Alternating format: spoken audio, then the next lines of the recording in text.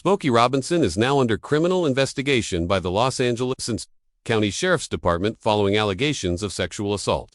The investigation comes 1 week after 4 former housekeepers filed a civil lawsuit accusing him of repeated abuse over several years.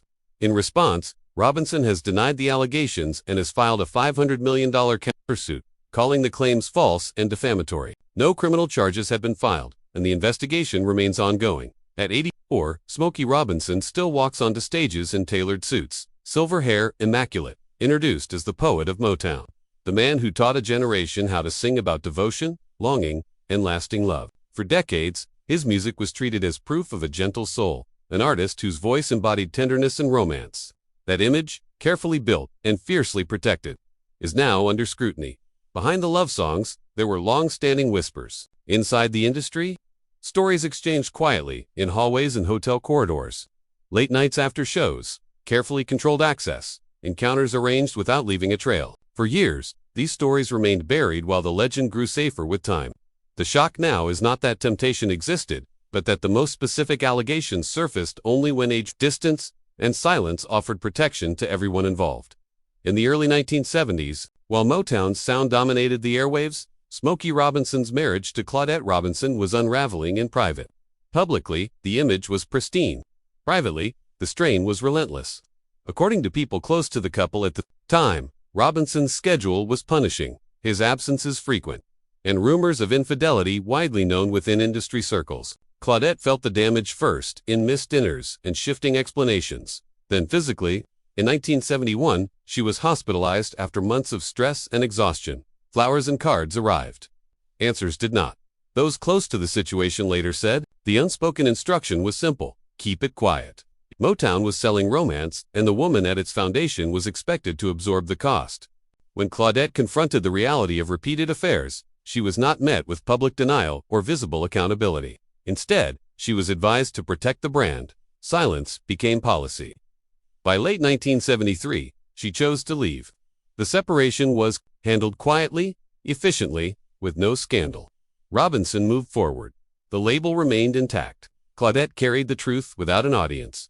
Throughout the late 1960s and 1970s, multiple people who worked tours described a consistent after-show routine. According to their accounts, Robinson did not make public advances. Intermediaries handled access. Assistants and promoters coordinated logistics. Hotel rooms were prepared. Names were rarely recorded.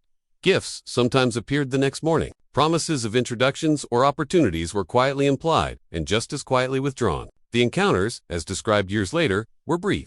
What followed was disappearance. Phone calls unanswered. No follow-up. No acknowledgement. These stories resurfaced decades later, not because of a single accusation, but because of alignment. Different people, interviewed separately, described the same cities, the same timing, the same patterns: Chicago, Las Vegas, New York, Paris, London, Amsterdam. No police reports closed the loop. No lawsuits forced the truth into daylight. What remained was repetition and silence, reinforced by an industry structured to avoid paperwork and discourage disruption.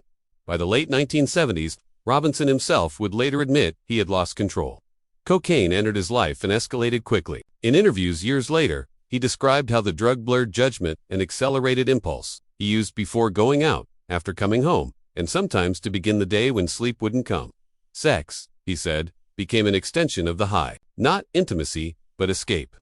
At home, the damage appeared as absence. Longer nights, thinner explanations, promises made and broken. In 1986, his marriage officially ended. Robinson later acknowledged that addiction had hollowed out his life and destroyed his family. Recovery followed. Sobriety followed. And years later, so did confession. Beginning in the late 2000s, Robinson spoke publicly about cocaine addiction and infidelity. He described living 2 lives. The admissions were praised by some as honesty and accountability. Others noticed what was missing. He did not name the people affected. He did not describe specific harm. The confessions stayed broad, insulated, delivered long after consequences had settled elsewhere. As cultural norms shifted and archives became searchable, older interviews were revisited and timelines compared. Stories that once existed as whispers gained context through repetition. The question shifted from what happened to why no one spoke when it mattered. The answer points not to a single individual, but to a system. Motown, like much of the industry, at the time, prioritized continuity over accountability. Non-disclosure agreements were common. Power was centralized.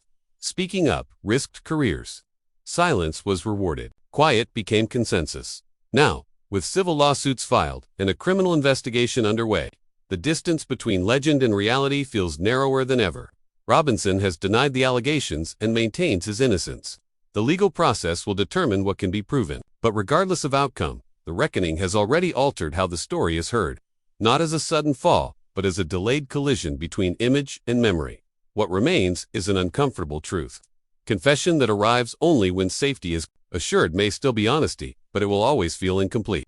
When silence lasts for decades, truth does not arrive gently. It arrives carrying weight, history, and unanswered questions that time can no longer erase.